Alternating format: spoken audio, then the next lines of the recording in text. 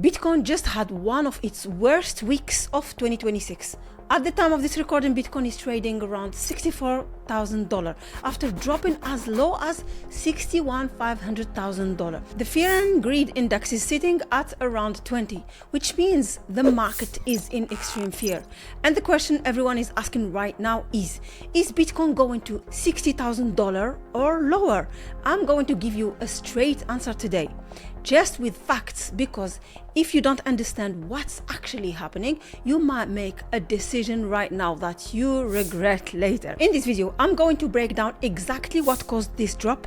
I'm going to show you the key levels every analyst is watching. I'm going to tell you what the biggest institutions in the world are actually saying, not what the headlines say, what they are actually saying. And at the end, I will tell you what I think you should do right now. Let's get started. So first, why did Bitcoin drop so hard this week? There wasn't just one reason. There were actually four. And when four bad things happen at the same time, the market panics. Number one, Strategy sold Bitcoin. Yes, Michael Saylor's company, Strategy. And because Strategy is the biggest corporate Bitcoin holder in the world, for years, Michael Saylor's message was simple: buy Bitcoin, hold Bitcoin, don't sell Bitcoin. So when people saw the headlines, Strategy sells Bitcoin, the market reacted emotionally. But before you panic, listen to this number. Strategy sold 32 Bitcoin. That's around $2.5 million worth. But Strategy still holds around 843,706 Bitcoin. So that sale was around 0.004% of their total stack. That's like having £1,000 and spending around 4 pence. So no, this is not Saylor dumping Bitcoin, but the headlines still mattered because narratives matter in crypto. A headline can create fear even when the number is tiny. That is why context matters. Headlines trigger emotions, data gives you clarity. And number two, Bitcoin ETF outflows. For 13 days in a row, depending on when you watch this video, investors pulled money out of Bitcoin ETFs, over $3 billion in total outflows. That is the longest outflow streak of 2026. When institutions pull out, price follows down. But here is the important part. One outflow streak does not mean institutions are gone forever. 1 week money leaves, 1 week money comes back. So we don't panic from one data point, we watch the trend. And number three, then we had another scary headline, Mt. Gox. If you've been in crypto for a while, you know this name. Mt. Gox was one of the biggest Bitcoin exchange before it collapsed in 2014. And recently, old Mt. Gox wallets moved more than 10,000 BTC worth of hundreds of millions of dollars. That spooked the market, but because people started thinking, is this Bitcoin going to be sold? Are creditors about to dump? Will this add more pressure? But again, context matters. A wallet movement does not automatically mean a market dump. It means we should pay attention, but we should not panic before we know where the Bitcoin is going, whether it hits exchanges, and whether the market absorbs it. The fourth reason is geopolitics. Rising tension between the US and Iran pushed investors towards safe haven assets, gold, bonds, cash, and away from risk assets like Bitcoin. So that's what caused it. Four things hit at once. Now the real question, where does it go from here? Bitcoin can fall. Then you add leverage. So when Bitcoin drops fast, traders using borrowed money get liquidated. Their positions are forced closed. That creates even more selling pressure. So the move becomes sharper.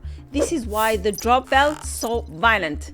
It was not just one thing. It was strategy, headlines, ETFs outflows, the Mt. Gox fear, geopolitics risks, and leverage traders getting wiped out, all at once. But none of this means Bitcoin is finished. It means the market is under pressure. There is a big difference in that. Now let's talk about the level everyone is watching. Right now, Bitcoin is trading around $65,000, depending on when you watch this video, after touching around $61,500 today. So yes, 60,000 is now close. There are two levels to watch though. Level 1, we have a small minor test at the $65 level. This was the first important level. We broke that, but if Bitcoin can reclaim and hold above the $65,000, that would show some strength coming back. It would mean buyers are stepping in.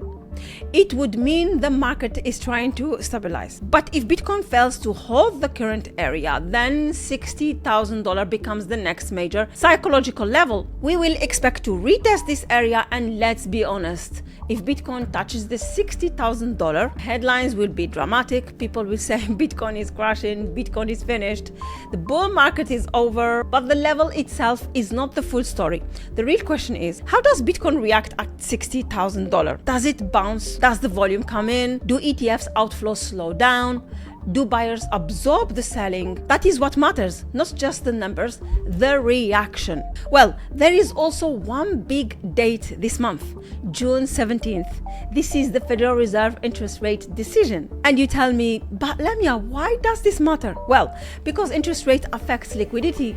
If the Fed sounds softer or signals future cuts, that can help risk assets, Bitcoin included. But if the Fed stays hawkish and keeps pressure on markets, Bitcoin could stay weak or test lower levels. So yes, $60,000 is possible, but it depends on the data, the Fed, ETFs flows, or whether buyers step in. That date matters, write it down.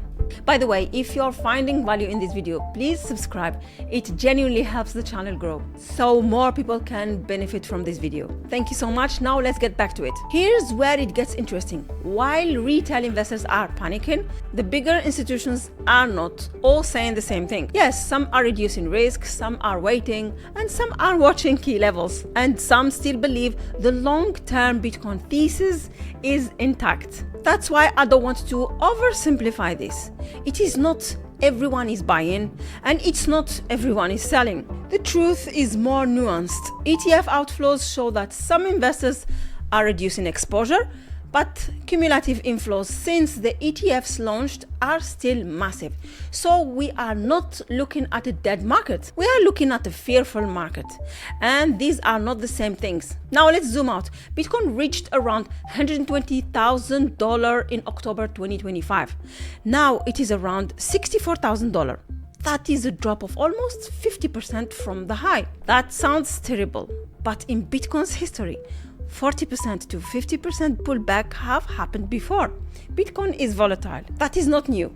The question is, can Bitcoin drop? Of course it can. Does the long-term thesis still holds? Is supply still capped? Yes. Are institutions still involved? Yes.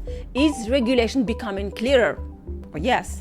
Is the market emotional right now? Absolutely. And that is why we need a plan. Now, this is the part you actually want to know. What do you do right now? I'm not a financial advisor, of course. This is not a financial advice, but here's how I think about it. If you're a long-term holder, ask yourself, has my thesis changed? If the answer is no, then the price dropping does not automatically mean you need to panic. If you're thinking about buying for the first time, the worst thing you can do is try to perfectly time the bottom. Nobody gets that right. Not me, not analysts, not influencers, not even institutions.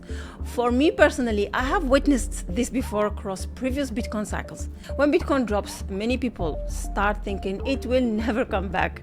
They are so fearful. But from my experience, those moments of fear are the best time to DCA and buy Bitcoin at a discount. So ask yourself, would you rather buy Bitcoin at the top when everyone is excited, or when the market is fearful and Bitcoin is trading at the discount? The choice is yours. And what removes pressure is DCA, dollar cost average. That means buying a fixed amount regularly, and especially when Bitcoin drops. And instead of trying to guess the perfect bottom, if Bitcoin goes lower, you buy cheaper. If Bitcoin goes higher, you are already positioned.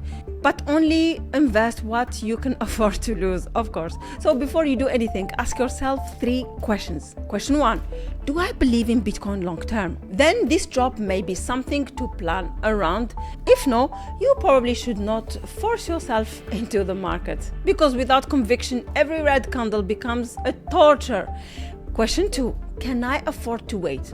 Well, Bitcoin is not something you buy Monday and you cash out on Friday unless you are a day trader. If you need this money in 6 months, be very careful. The market does not care about your timeline. And question 3, am I buying with a plan or reacting emotionally? This is the most important one. because buying from fear or selling from fear is still fear. The goal is not to be emotional at all. Trust me on that. The goal is to be intentional. If your plan is to DCA, follow your plan. If your plan is to wait with discipline, but don't let panic make the decision for you. So is Bitcoin going to $60,000? It is possible. Bitcoin already touched around $61,500 today. So $60,000 is close. But is that the end of Bitcoin? No, not from the data we are seeing. What we are seeing is fear, ETF outflows, strategy headlines, Mt. Gox wallet movement, and geopolitical tensions, liquidation, and extreme fear in the market. But fear is not the same as failure. So don't just ask, is Bitcoin going to $60,000? Am I a buyer at a discount? Now, I want to hear from you. Are you holding, buying, or waiting on the sideline right now? Tell me in the comments. I read every single one. And if this video helped you make sense of what's happening, please subscribe and follow us on X, where I post the latest news and market updates. We are also growing on Telegram, link in description below. By the way, if you are in the UK, we are planning to organize crypto meetups and workshops soon. Whether you are a complete beginner or investor or trader or already advanced in crypto and Web3, you are welcome. Build real community around Bitcoin. The goal is not only to learn, but also to connect with like-minded people, share ideas, meet other people in the space, and build a real community around Bitcoin, crypto, Web3, and financial education. So if you are based in the UK and you'd be interested in joining future meetups or workshops, comment UK below. Thank you so much for watching. I'm Lamia, and I'll see you in the next one.